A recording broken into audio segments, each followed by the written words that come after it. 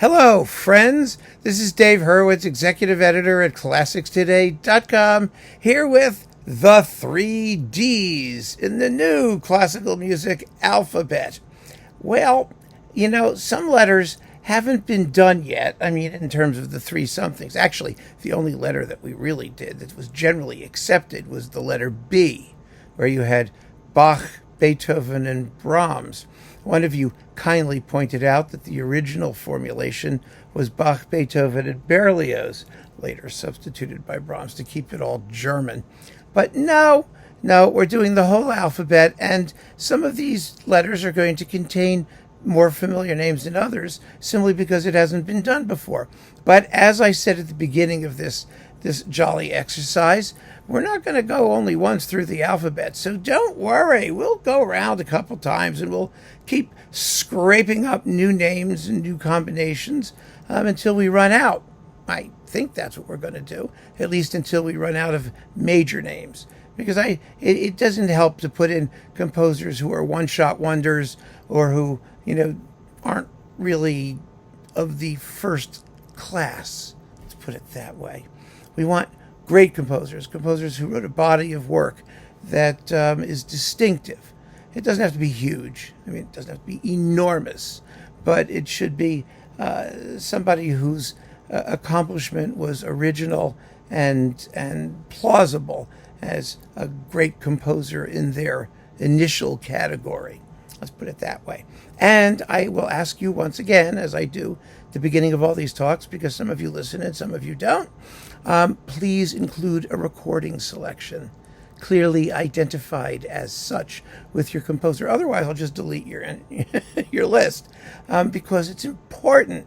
It's important that people have reference to a characteristic recording that will exemplify or typify the composers that we're talking about. If they're not familiar, or even if they are, they might be able to enrich their collection or their understanding of that composer by referring to specific works that they may or may not know well. So, we are up with the letter D. The Dave letter, yes, D. And we have 3 composers as usual.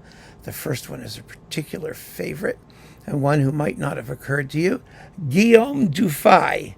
Now, the problem with Du Fay, first of all, is that he lived from about 1400 to 1474. He was the greatest, most famous, best known, celebrated composer of the 15th century. He was important for a lot of reasons. For his international style, he traveled all over the place and absorbed all of the influences that were going on at the time, which we don't have to go into, actually. And because he was really one of the first names that we know of people who were known as composers, as professional composers, not just people who were attached to a court or a church who wrote for that specific, locale in those specific forms that locale needed. A utilitarian job. No, Du Fay was a composer, an internationally celebrated composer in his lifetime. And historically speaking, that was a big deal. Now, he wrote what survives anyway. What we have of his music consists of 2 clumps, sacred and secular. The sacred music consists of mass settings of the mass ordinary, as they say in the biz, and motets. And the secular part are songs in various song forms of the day. And there are 80 some odd of those. There are only 7 mass settings, I believe, but quite a few other sacred pieces of shorter duration or mass movements. And so, to get you going on Guillaume Du Fay, you really have to get this lovely disc, his Missa armé, featuring the Oxford Camerata under Jeremy Summerlee on Naxos. Du Fay's recordings tend not to stick around in the catalog for very long, so I chose this one because I know it exists, and it won't be hard to source. The music is typical of Renaissance sacred choral music. It's very, very beautiful, lovely to listen to. It's based on a secular tune, L'homme armé. It's the most famous tune of the 15th century. Most major composers wrote mass settings that were based on this tune, which will be performed usually in long notes hidden somewhere in the counterpoint. We don't have to go into the technique about it. But it's an extraordinarily beautiful work by an extraordinary composer who's definitely worth getting to know. If you're collecting classical music, generally speaking, you should have a couple discs of Du Fay in your collection. One of songs and one of sacred music, and you can dip into them at will. It's extremely lovely and wonderful to listen to when you need to relax after a tough day at the office or whatever, after a nuclear disaster or something. But he's a major name, a really major name. I mean, I don't have to exaggerate that. I'm not, there's no controversy that Du Fay is one of the great names of early music. So after Du Fay, we're coming way forward, about 500 years or so. Dvořák. Do I have to really say Dvořák? I mean, really? Dvořák, as I say in my book on Dvořák, was the most versatile, great composer of the Romantic era. He wrote everything in every medium, masterpieces all over the place, symphonies, chamber works, operas, sacred and secular choral works. I mean, he did it all, and he did it all fabulously. He was, in my opinion, the greatest composer in the second half of the 19th century. I really, in terms of his range, you might argue greatest composer for other things. Some people will say Wagner, and some people will say Brahms. But for what he accomplished, he was extraordinary. He put Czech music on the map. He defined the parameters by which composers from not the big countries with the giant PR machines, as they existed in those days, publishing houses and whatnot, were legitimized and able to join the universe of great music. And oh boy, was he terrific.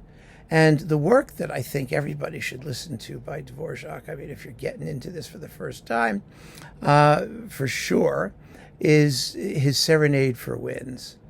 I know that some people will say, well, pick a symphony, pick an opera, pick something bigger and grander, but no, I don't think so. Or the Slavonic dances or his tone poems, or there's so much to choose from.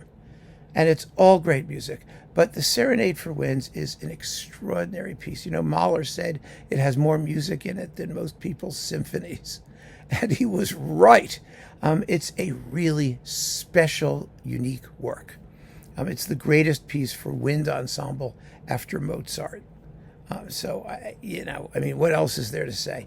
It's amazing. It's a 4-movement little symphony, basically.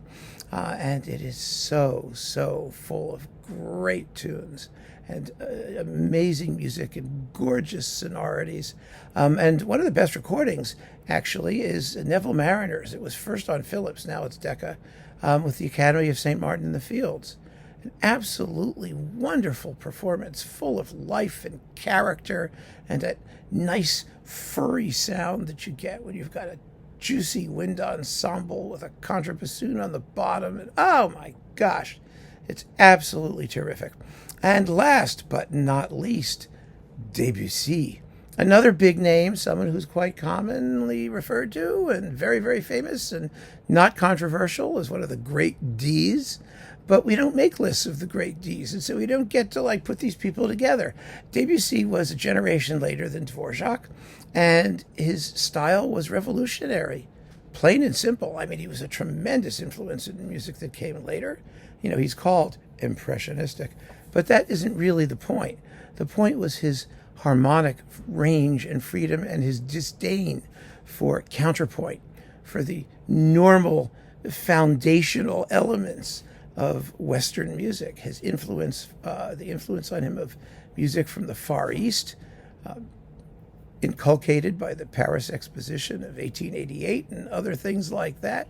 His love of Oriental art, his absolute fascination with the relationship between the visual arts and music.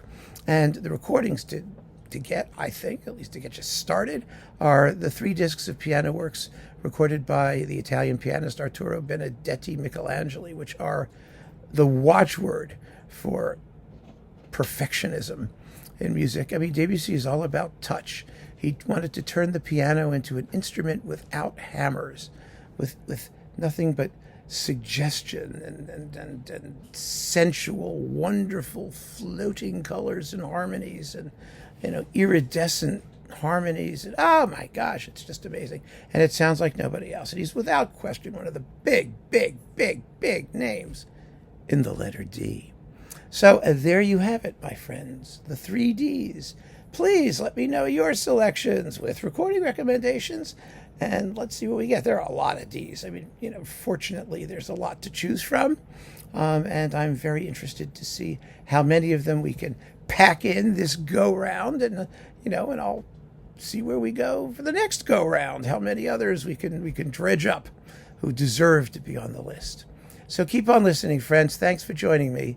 Take care.